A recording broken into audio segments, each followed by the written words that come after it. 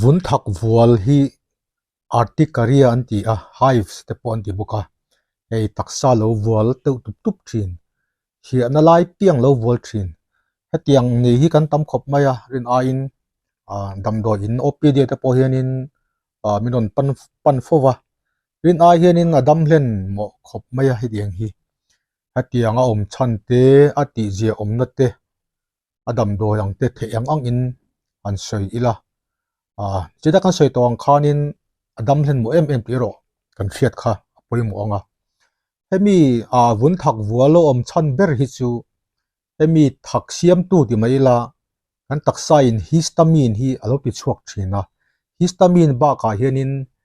nge na le vung inflammation siam thei te poi kan taksa hianin alo ti chuak ka khanin alo ti vuala alo thak em thin ani chuanin acute le chronic in an then thanga vun thak vual hi acute ani chuanin karuk thani kar khat chan vemo thani ai re lo angte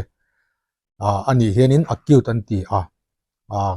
thani ai re mot angte ni kha chuanin chronic aben von kan tiang kha ani hemi acute kan ti hi anasabera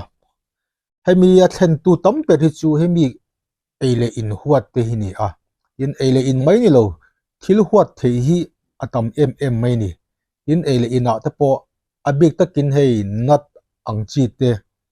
artui te bong nu te hei chak ayang chi te le eile inan tel thin hei food additive kan ti te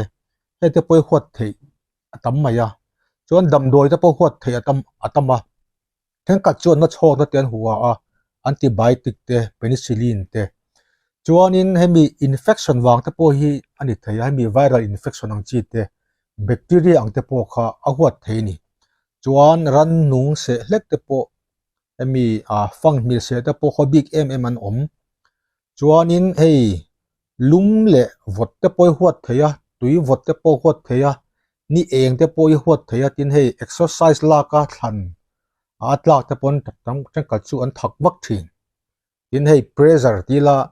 taksa atilan merwak te at lo thak te hei muza to deuh lek han buna a hrian nat lo thak ang thin te chuanin thil huat ang chi hei thlaya te po anan vombal ang chi te chemical ang te khatiang khanin huat thei hi atam em maya hei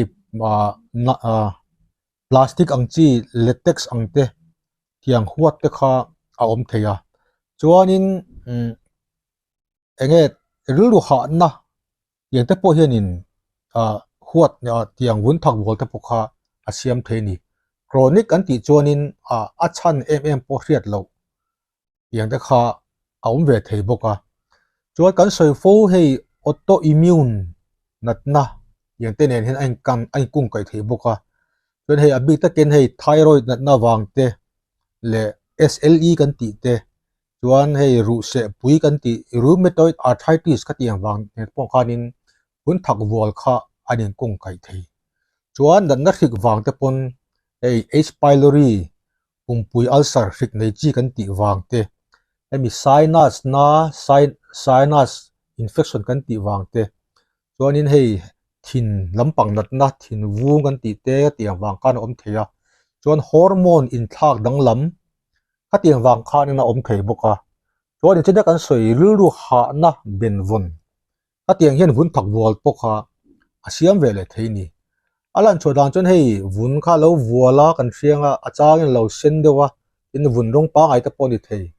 a thak em in a thak khan in hei mit vun te mui te yan frok te po kha hei taksa mun rang kha alo vual teu tu theia heng hi minute khata tanga dak kar khat chuang te po kha a o ve theuni ain kol ni ama se bera chuan eng thil nge kan huat ti kha hriat a poi mo khop meya ele in lama kan huat ani chuwa huat kan ni chuan khatiang te kha eilo te kha poi mo chuanin eng thil nge kan huat thil khu emo vot emo lum emo tiang kha kan huat chuanin ante po pumpel dan ngai tu tha infection wang ani chuanin khate po treatment pek angaya chuan en kol na first line tila kan man na sat ber hi chu antihistamines kan ti mai eng cetirizine te levocetirizine te le fexofenadine te poi man ani tang puya e ba ka hianin arui thei deuh mut pi chuak thei hydroxyzine te diphenhydramine ang chi te chuan antihistamine tina kan soi cetirizine ang chi te kha tiang te kha mum khat enam in chok lo chuan a dose te poi chuan ati san ve theya chuan hemi antihistamine tina kan soi te nan hne lo chuanin hydrocortisone ang chi te injection te po steroid injection te po man thin ani cort S ang chi te methylprednisolone ang chi te ante po khan mang thin na heng ba ka hian montelukast an ti levocetirizine nen te hianin combination ang de pon tiang kha chaw thin ani he tam tak chuanin an ngei amero chu tiang kha ngei lewon omboka yen hei ba ka hianin atopa kan soi tu omalizumab an ti heng hi atopera kan soi ngai hi an mang thin boka chuanin kan ni tinun phunga hianin thom no to tu tuk te po hak lo te po athave chu kha ni na ti zual thei chuanin hi alo hram te po hi athave chuanin thil vota hanin de te po kha athave chuan ru kha da te po ti je om te po athave in hei kan taksa te muile an leite lo vung na sa rok te lo vung na sa thok te har sa hial ni chuanin dam do in emergency tlan wat kha athanga chuanin in lama kan ti ve thei chu emi khei curcumin ai enga tangan siam chua hei ta po hi ti zia om ve theya curcumin hemi powder ai eng phut ang chi hi thir fian te chan ve hi bong hu te lum no khat nen hianin chaw polila kha e theya hei ba ka hianin curcumin amu ma oma ai thei bokanga chuan nim te poyan mang thina nim hna te pon chhumila kha te khanin in sil nan te po in bol nan te po mangila thave chuan amu mo ong boka aloe vera te po a gel la oma a hnoi chi